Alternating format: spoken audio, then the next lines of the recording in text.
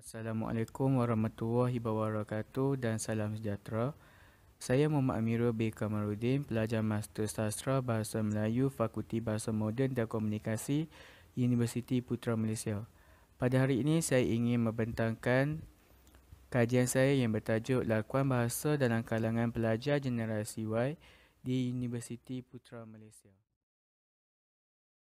Saya teruskan dengan pengenalan. Lakuan bahasa dapat dilihat melalui komunikasi dua hala yang melibatkan dua pihak iaitu penutur dan pendengar. 1969 menyatakan bahawa lakuan bahasa melibatkan aspek tindakan atau perlakuan yang boleh dilihat melalui ujaran yang telah dihasilkan oleh seseorang pengguna bahasa. Bahasa boleh dikategorikan sebagai alat pertukaran maklumat yang seringkali digunakan oleh seseorang semasa ingin menyampaikan sesuatu mesej kepada pihak lain.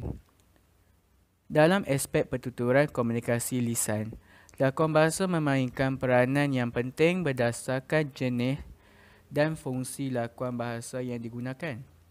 Hal ini demikian kerana setiap ujaran yang terlibat dalam perbualan mempunyai ungkapan yang berbeza lakuannya, iaitu sama ada untuk melarang, membuat perjanjian, memberitahu, meminta dan sebagainya. Seandainya pendengar tidak dapat memahami tujuan ujaran yang disampaikan oleh penutur, maka matlamat utama perbualan tersebut tidak berjaya digunakan. Dalam kajian ini, pengkaji telah meletakkan dua objektif kajian. Objektif kajian ini dijalankan dengan bertujuan untuk yang pertama, mengenal pasti aspek lakuan bahasa yang terlibat dalam perbualan pelajar generasi Y di Universiti Putra Malaysia. Objektif yang kedua, menganalisis penggunaan aspek lakuan bahasa yang terlibat dalam perbualan pelajar generasi Y di Universiti Putra. Berbalik pula kepada bahagian metodologi. Kajian ini dijalankan dengan menggunakan pendekatan kualitatif dengan melibatkan kajian lapangan yang terdiri daripada pelajar generasi Y. Dalam kajian ini, pelajar generasi Y di Universiti Putra Malaysia yang lahir pada tahun 1995 hingga 1997 telah dipilih sebagai sampel kajian. Seramai 30 orang pelajar telah dipilih berdasarkan persampelan secara bertujuan tanpa dibatasi oleh faktor jantina, bangsa dan juga agama bagi membantu kajian ini dijalankan. Pengkaji telah memilih kawasan sekitar kafeteria Kolej Serumpun UPM sebagai tempat menjalankan kajian. Sebanyak 8 buah rakaman perbualan terlibat dalam kajian ini dan setiap rakaman tersebut telah ditranskripsi bagi tujuan mengenal pasti data yang terlibat. Seterusnya, data-data ini akan dianalisis berdasarkan teori lakuan bahasa Bach dan Harnisch 1979. Teori ini melibatkan 4 jenis lakuan bahasa, iaitu lakuan bahasa pengumuman, arahan, perjanjian dan pengakuan. Namun begitu, dalam kajian ini pengkaji hanya memberikan perhatian terhadap data kajian yang terdiri daripada lakuan bahasa pengumuman sahaja. Pengkaji akan mengenal pasti lakuan bahasa pengumuman yang terdapat dalam setiap perbualan yang telah dirakam dan setiap data yang melibatkan penggunaan lakuan bahasa pengumuman tersebut akan dianalisis berdasarkan penggunaan subkategori yang berkaitan. Seterusnya, pengkaji ingin membentangkan dapatan kajian. Jadual 1 menunjukkan penggunaan lakuan bahasa pengumuman yang terlibat dalam perbualan pelajar generasi Y di Universiti Putra Malaysia melalui 8 perbualan yang telah dijalankan oleh sampel kajian terpilih. Pengkaji dapat mengenal pasti bahawa terdapat 16 data kajian yang mewakili lakuan bahasa pengumuman.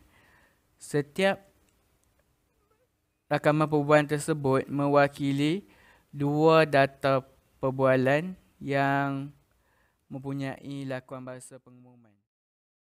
Seterusnya, untuk menghuraikan objektif kedua iaitu analisis penggunaan lakuan bahasa pengumuman pelajar generasi Y di UPM, pengkaji menggunakan teori lakuan bahasa Batch dan Herney 1979. Dalam teori tersebut, terdapat 4 jenis lakuan bahasa iaitu pengumuman, arahan, perjanjian dan pengakuan. Namun begitu, dalam kajian ini pengkaji hanya memfokuskan kepada lakuan bahasa pengumuman sahaja. Contoh data kajian yang dapat dihuraikan oleh pengkaji adalah seperti dialog ujaran yang dipaparkan dalam slide pembentangan ini, iaitu tak ada apa-apa pun dia kena check dekat website. Macam aku pergi dia punya pejabat ambil form, lepas tu isi form itu aku bagi balik. Lepas tu kemarin aku cerita dapat mesej 2 hari ke 3 hari lepas. Dalam data ini, pengkaji telah mengenal pasti bahawa lakuan bahasa pengumuman boleh dilihat pada ujaran. Macam aku pergi dia punya pejabat ambil form, iaitu borang. Lepas tu isi borang tersebut, aku bagi balik. Lepas tu kemarin aku cerita dapat mesej. Dalam ujaran tersebut, penutur telah menghasilkan ujaran pengumuman yang melibatkan subkategori lakuan deskriptif, iaitu dengan menggambarkan kerangka kerja mengenai sesuatu perkara. Penutur telah menjelaskan sesuatu kepada pendengar iaitu mengenai proses memohon bantuan pendidikan yang telah dilakukan olehnya daripada peringkat awal sehingga permohonan tersebut berjaya. Ujaran yang telah dihasilkan oleh penutur tersebut bertujuan untuk memberikan gambaran atau pengetahuan kepada pendengar mengenai perkara yang sama. Pendengar tersebut boleh melakukan sesuatu perkara berdasarkan apa yang telah diujarkan oleh penutur, iaitu boleh mendapatkan borang permohonan di pejabat berkenaan dan mengisi borang tersebut. Seterusnya mengembalikan borang yang sudah diisi dengan lengkap.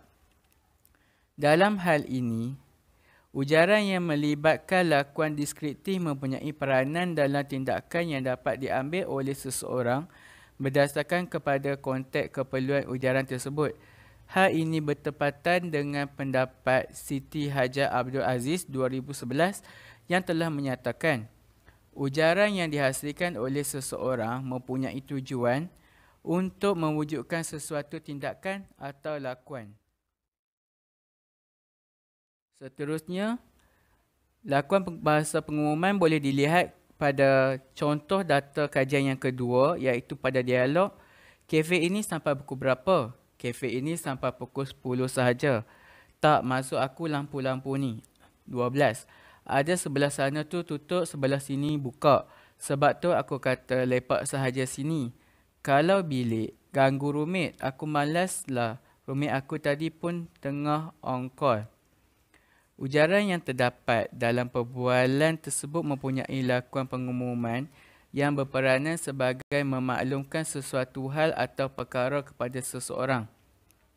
Perkara tersebut boleh dikatakan telah berlaku, sedang berlaku atau akan berlaku mengikut konteks situasi perbualan. Dalam ujaran perbualan ini, lakuan subkategori makluman mengenai perkara yang belum berlaku telah diujarkan oleh penutur. Hal ini boleh dilihat pada ujaran, sebab tu aku kata lepak sahaja sini. Kalau bilik ganggu rumit. Aku malas lah, rumit aku tadi pun tengah on call. Dalam konteks situasi perbualan ini, penutur telah membuat lakuan mengenai situasi di mana dia tidak mahu mengganggu privasi rakan sebiliknya sekiranya rakan-rakannya yang lain berkumpul di dalam biliknya. Oleh itu, keputusan berkumpul di kafeteria boleh dikatakan sebagai salah satu keputusan yang boleh memenuhi kepuasan semua pihak. Dalam hal ini, pendengar, perlu memberi respon atau menerima ujaran yang telah didengar oleh mereka bagi mewujudkan sebuah komunikasi yang berkesan. Pendengar perlu memahami sebab atau tujuan ujaran yang telah dihasilkan oleh rakan penuturnya. Hal ini dapat disokong melalui pandangan Siti Hajar Abdul Aziz 2011, iaitu setiap luahan atau intipati perbualan yang telah diujarkan berfungsi sebagai menimbulkan sesuatu tindakan. Secara kesimpulannya, kajian ini dapat membuktikan bahawa setiap ujaran yang terdapat dalam 8 buah rakaman perbualan yang telah dihasilkan oleh pelajar generasi Y di Universiti Putra Malaysia terdiri daripada lakuan bahasa pengumuman. Menerusi teori lakuan bahasa Bach dan Henry 1979, setiap lakuan pengumuman tersebut mempunyai fungsi atau subkategori yang tersendiri berdasarkan konteks situasi perbualan yang telah dijalankan. Antara subkategori yang terlibat dalam perbualan sampel kajian terdiri daripada subkategori lakuan deskriptif, makluman, cadangan, andaian dan maklum balas. Pelajar generasi Y UPM menggunakan fungsi lakuan bahasa tersebut berdasarkan tujuan utama perbualan yang ingin disampaikan kepada pendengar. Keberkesanan setiap ujaran tersebut boleh ditentukan melalui penerimaan atau respon daripada pendengar setelah mendengar ujaran yang telah diluahkan oleh penutur. Sekian, terima kasih.